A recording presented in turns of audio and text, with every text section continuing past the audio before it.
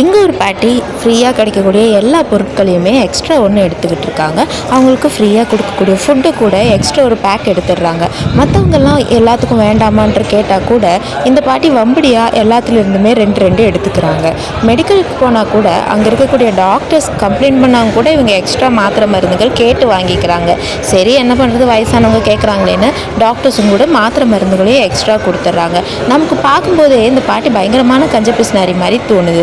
அதுவும் இல்லாமல் இந்த பாட்டி சும்மா ரோட்டில் போகும்போது எது ஃப்ரீயாக கிடைச்சாலும் எடுத்துக்கிறாங்க.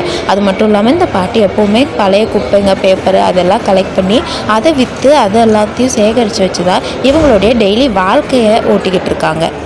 அப்படியெல்லாம் காசு சேர்த்து கூட இவங்களுக்கு காசு பற்ற மாட்டேங்குது. அதனால இவங்க ஃப்ரெண்டு உங்கள் வீட்டை வாடகைக்கு விடலாம்ல அப்படின்னு கேட்குறாங்க.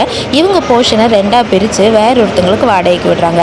அதே நேரத்தில் நம்ம ஹீரோ ஒரு யூனிவர்சிட்டியில் ஸ்டூடெண்ட்டாக இருக்கார்.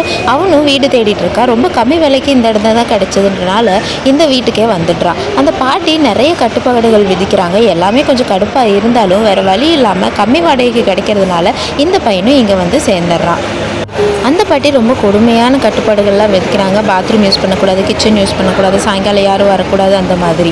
ஆனால் நம்ம ஹீரோவுக்கு குடும்பம்னு எதுவுமே கிடையாது. அதனால வேறு வழி இல்லாமல் இந்த பையன் அங்கேயே அட்ஜஸ்ட் பண்ணி தங்கிட்டு இருக்கான். சில நேரங்கள் பார்த்தோம்னா இந்த பையன் ஏதாவது மோசமான சூழ்நிலையில் இருக்கக்கூடிய இடங்களுக்கெல்லாம் போயிட்டு அங்கே இருக்கக்கூடிய க்ளீனிங் ஒர்க்லாம் பண்ணி அதில் வர பணத்தை வச்சு அவன் வாழ்ந்துக்கிட்டு இருந்தான். இவனும் ரொம்ப கொடுமையான வாழ்க்கை தான் வாழ்கிறான். பணம் இல்லாமல், காசு இல்லாமல், ஃபேமிலி இல்லாமல் ரொம்ப கஷ்டப்படுறான். அடுத்த நாள் காலை அந்த பாட்டி இவனை எழுப்பி வீட்டெல்லாம் நீ தான் க்ளீன் பண்ணணும் அப்படின்னு சொல்கிறாங்க. இவனுக்கு கஷ்டமாக இருந்தாலும் இந்த வாடகைக்கு வேற எங்கேயும் வீடு கிடைக்காதுன்றனால அந்த பாட்டி சொல்ல எல்லா வேலையும் செய்கிறான். அதனால அந்த பாட்டி வந்துட்டு ஏதோ மனசு கொஞ்சம் இறங்கி போய் இவனுக்கு கொஞ்சம் சமைச்சு கொடுக்குறாங்க.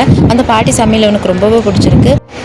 இவனும் வீட்டு சாப்பாடு கிடைச்ச சந்தோஷத்தில் ரொம்ப அமைதியாக சாப்பிட்டுக்கிட்டு இருக்கான். அப்போன்னு பார்த்து திடீர்னு $5 மட்டும் நீ இதுக்காக பே பண்ணணும்னு சொன்னோடனே அவன் ரொம்ப அதிர்ச்சி ஆயிடறான். அடுத்த நாள் பாபோட கிளாஸ்மேட் ஒரு பொண்ணு வந்துட்டு என்னோட நாயை நீ கொஞ்சம் தயவு செஞ்சு பார்த்துக்கோ அப்படின்னு சொல்கிறான். இவனும் வாங்கிட்டு வீட்டுக்கும் வந்துடுறான். வீட்டுக்கு வந்ததுக்கப்புறம் தான் அந்த அம்மாவுக்கு நாயெல்லாம் பிடிக்காதுன்னு இவனுக்கு ஞாபகம் வருது. என்ன பண்ணுறதுன்னு தெரியாமல் ரொம்ப மறைச்சு வச்சுக்கிட்டு இருந்தான். அப்புறம் பார்த்தா அந்த நாய் ஒரு வழியாக அந்த பாட்டியும் பார்த்துட்டு டக்குன்னு கதவையும் சாத்திடுறாங்க. இவன் ரொம்ப கெஞ்சிக்கிட்டு இருக்கான், அந்த நாயை எப்படியாவது அட்ஜஸ்ட் பண்ணி உள்ளே விட்டுங்க அப்படின்னு. இந்த பாட்டி ஒத்துக்கவே மாட்டேங்கிறாங்க. இவன் ரொம்ப ரெக்வஸ்ட் பண்ணனால அந்த பாட்டி நீ 70% வாடகை வந்துட்டு ஏற்றி கொடுக்கணும், அப்போ தான் நான் ஒத்துக்குவேன்னு சொல்கிறாங்க. இவன் பிடிக்கலனாலும் வேறு வழி இல்லாமல் ஒத்துக்கிறான். அடுத்த நாள் அந்த நாயை வீட்லேயே விட்டுட்டு இவன் காலேஜுக்கு கிளம்பி போயிடறான். அவன் போனதுக்கப்புறம் அந்த நாயை எடுத்து வச்சு இந்த பாட்டி ரொம்ப நேரம் ஆசையாக விளையாண்டுக்கிட்டு இருக்காங்க. அந்த பாட்டியோட பாசமெல்லாம் அந்த நாய்கிட்ட இவங்க ஒரு முழுமையாக காமிக்கிறாங்க. ஆனால் மற்றவங்க வந்த உடனே அந்த நாயை பிடிக்காத மாதிரி நடிக்க ஆரம்பிச்சிடுறாங்க. திடீர்னு இவங்களுடைய ஃப்ரெண்டு வந்துட்டு நீ ஏன் அந்த பையனை ஒரு பேரன் மாதிரி ட்ரீட் பண்ணக்கூடாது, நீயும் தனியாக தானே இருக்க அப்படின்னு சொல்லும்போது தான் இந்த பாட்டிக்கு மனசுக்கு ரொம்ப கஷ்டமாயிடுது.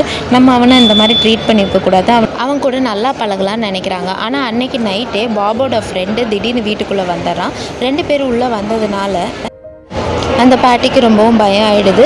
2 பேர்த்தையும் வீட்டை விட்டு வெளியே துரத்திடுறாங்க. அந்த பாட்டி பயங்கர கோவத்தில் இருக்காங்க. இந்த பையனுக்கும் ரொம்ப கஷ்டமாக போயிடுது. அவன் எவ்வளோ சாரி கேட்டாலும் அந்த பாட்டி ஒத்துக்கவே மாட்டேங்கிறாங்க. அவனுக்கு ரொம்ப கோவம் வந்து வீட்டுக்குள்ளே வந்து அவனுடைய திங்ஸ் எல்லாத்தையும் பேக் பண்ணி அங்கே இருந்து அவன் கிளம்பிடுறான். இவன் கோவத்தில் அங்கேருந்து போவான்னு அந்த பாட்டியை எதிர்பார்க்கல. அடுத்த நாள் காலையில் இந்த பாட்டி எப்பவும் போல் குப்பையெல்லாம் பொறுக்கிட்டு இருக்காங்க.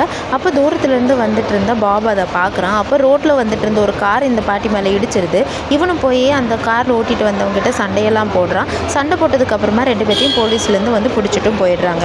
போலீஸ் ஸ்டேஷனில் வச்சு 2 பேர்த்துக்குள்ளே சண்டை வருது. அப்போ அந்த பாட்டிக்கு நான் பேரன் அப்படின்னு சொல்லிட்டு அந்த பையன் சொல்கிறான். சொன்ன உடனே அவன் வந்துட்டு கிண்டல் பண்ணுறான், இவன் பேரனாக இருக்கானா அப்படி இப்படின்னுலாம் சொன்ன உடனே அந்த பாட்டி கடைசி ஆமாம் அது என்னோட பேரன் தான் சொல்கிறான். ஒரு வழியாக பிரச்சனையெல்லாம் முடிஞ்சு வீட்டுக்கும் வந்துடுறாங்க. பாட்டிக்கிட்ட இவனும் இவக்கிட்ட பாட்டியும் மன்னிப்பு கேட்குறாங்க. அந்த சம்பவத்துக்கு அப்புறமா 2 பேரும் ஒருபடியாக நல்லபடியாக பழக ஆரம்பிச்சிடறாங்க. 2 பேரும் ஒருத்தருக்கு ஒருத்தர் மன்னிப்பு கேட்டதுனால நல்லபடியாக பேசிக்கிறாங்க.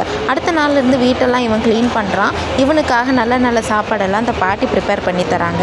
அந்த பாட்டி சின்ன வயசுலேருந்தே தனிமையில் தான் வாழ்ந்துக்கிட்டு இருந்திருக்காங்க. அப்பா அம்மா இல்லாமல் ஒருத்தனை நம்பி போய் அவனும் ஏமாற்றி அந்த மாதிரி நிறைய கஷ்டங்கள் அந்த வாழ்க்கையில் அவங்க பார்த்ததுனால யாரையுமே நம்பாமல் தனிமையில் வாழ்ந்துக்கிட்டு இருந்தாங்க. இத்தனை வருஷம் தனிமைக்கு அப்புறமா பாப் வந்ததுக்கப்புறம் தான் அவங்களுக்கு கொஞ்சம் கொஞ்சமாக சிரிப்பே வருது.